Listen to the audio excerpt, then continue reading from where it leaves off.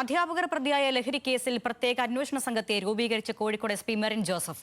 ലഹരിയുടെ ഉറവിടം കേന്ദ്രീകരിച്ചാകും അന്വേഷണം. കേസിൽ വിദ്യാർത്ഥികൾ ഉൾപ്പെട്ടിട്ടുണ്ടോ എന്നും പരിശോധിക്കും.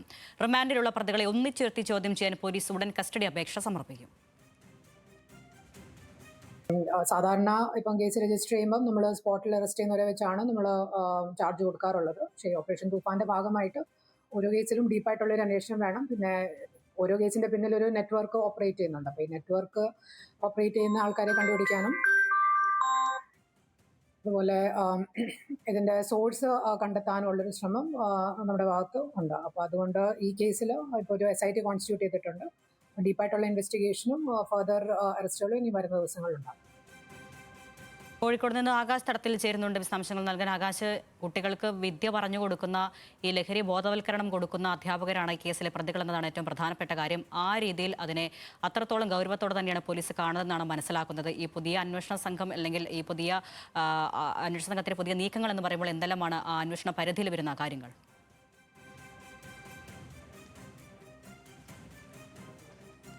അരുണ്യ, പ്രധാനമായും ഈ ലഹരി എത്തിച്ചു നൽകിയ സംഘത്തെക്കുറിച്ചും ലഹരി ഉറവിടത്തെക്കുറിച്ചുമാണ് ഇപ്പോൾ പോലീസ് അന്വേഷിച്ചു വരുന്നത്. കൂടാതെ തന്നെ ഇതിൽ വിദ്യാർത്ഥികൾ ഉൾപ്പെട്ടിട്ടുണ്ടോ എന്ന കാര്യം കൂടി ഇപ്പോൾ പോലീസ് പരിശോധിച്ചു വരികയാണ്. നിലവിൽ CI ദിനേശിൻ്റെ നേതൃത്വത്തിലുള്ള ഒരു പ്രത്യേക അന്വേഷണ സംഘത്തിനെ ഈ ലഹരിക്കടത്ത് കേസുമായി ബന്ധപ്പെട്ടുള്ള പ്രത്യേക ഒരു അന്വേഷണ സംഘത്തിനെ തന്നെ നിയോഗിച്ചിട്ടുണ്ട്. ഇവരാണ് ഇനി തുടർ അന്വേഷണം നടത്തുക. അതിൻ്റെ ഭാഗമായി തന്നെ നിലവിൽ പിടിയിലായ 2 അധ്യാപകരെയും ഒരുമിച്ചിരുത്തി ചോദ്യം ചെയ്യാനുള്ള ആവശ്യം ഇപ്പോൾ ഇവർ മുന്നോട്ട് വെക്കുന്നുണ്ട്. അത് കോടതിയെ ബോധ്യപ്പെടുത്തും.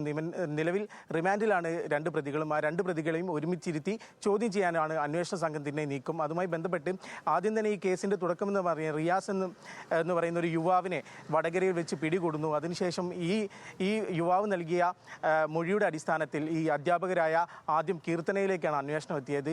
മരുതങ്കര സ്വദേശിനി കീർത്തനയിലേക്ക് അന്വേഷണം എത്തുകയും അതിനുശേഷം ഇതിൽ കൂടുതൽ ടീച്ചർ അധ്യാപികമാർ തന്നെ ഉൾപ്പെട്ടിട്ടുണ്ടോ എന്നൊരു കാര്യം കീർത്തന പറയും. കീർത്തനയുടെ ബാങ്ക് അക്കൗണ്ട് പരിശോധിച്ചതിൽ നിന്ന് ഈ ലഹരി പല സ്ഥലങ്ങളിൽ എത്തിച്ചു നൽകുന്ന തുക ഈ ഗൂഗിൾ പേ വഴി വാങ്ങുകയും അത് വലിയൊരു സംഖ്യ ആയതിനു ശേഷം ഇവരുടെ സഹയാത്രികയും സഹ അധ്യാപികയൊക്കെ ആയിട്ടുള്ള ഈ കാവ്യയ്ക്ക് ഇത് അയച്ചു കൊടുക്കും. ലക്ഷക്കണക്കിന് രൂപയാണ് ഇതിൻ്റെ ഭാഗമായി ഇവർ തമ്മിൽ ട്രാൻസ്ഫർ ചെയ്തിട്ടുള്ളത്. അതിൻ്റെ രേഖകൾ ഉൾപ്പെടെ പോലീസ് പരിശോധിച്ച് കഴിഞ്ഞിട്ടുണ്ട്.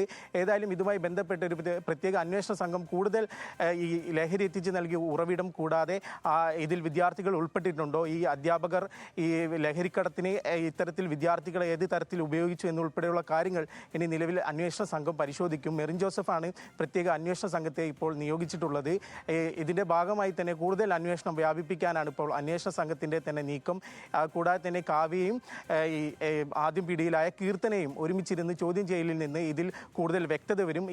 ഇത് ആരാണ് ഈ ലഹരി വസ്തുക്കൾ എത്തിച്ചു നൽകിയത് ഇവർക്ക്. അതുകൂടാതെ തന്നെ ഇവർ ലഹരി എത്തിച്ചു നൽകിയ മാർഗമെന്ന് പറയുന്നത് ആളുകൾക്ക് പണം വാങ്ങിയതിന് ശേഷം ആളുകളിൽ നിന്ന് പണം വാങ്ങിയതിന് ശേഷം ഗൂഗിൾ മാപ്പ് വഴി ഈ ലഹരി വസ്തു എവിടെയാണ് ഉള്ളത് എന്ന കാര്യം പറയുകയും അവിടെ പോയിട്ട് ആളുകൾ ഈ ലഹരി വസ്തു എടുക്കുകയുമായിരുന്നു ചെയ്തത്. അതിൻ്റെ തുക ആദ്യം എത്തിയിരുന്നത് കീർത്തനയിലേക്കാണ്. ആദ്യം പിടിയിലായ ഈ മാസം 12-ാം തീയതി പിടിയിലായ കീർത്തനയിലേക്കാണ് ആദ്യം ഈ അന്വേഷണ സംഘം എത്തുന്നതും. ആദ്യം ഈ പ്രതികൾ ഈ നിലവിൽ പ്രതികളായുള്ള 2 പേരും ഈ ഒരു മാർഗത്തിലൂടെയായിരുന്നു ഈ ലഹരിക്കടത്ത് നടത്തിയിരുന്നത്. കൂടാതെ തന്നെ ഇവരിൽ നിന്ന് ലക്ഷക്കണക്കിന് രൂപ പല ആളുകളിൽ നിന്നും ഇവർ കൈപ്പറ്റിയിട്ടുണ്ട്. അതിൻ്റെ ഉൾപ്പെടെ ബാങ്ക് അക്കൗണ്ടും സാമ്പത്തിക ഇടപാടും ഉൾപ്പെടെ പരിശോധിച്ചുകൊണ്ടുള്ള അന്വേഷണമാണ് നിലവിൽ നടക്കുന്നത്. അതിനായി പ്രത്യേക അന്വേഷണ സംഘം തന്നെ ഇതിൽ കൂടുതൽ ആളുകൾ ഉൾപ്പെട്ടിട്ടുണ്ടോ എന്നാണ് നിലവിൽ പരിശോധിച്ചു വരുന്നതും. അരുണ്യ, ആകാശ് തരത്തിലാണ് വിവരങ്ങൾ നൽകിയത്.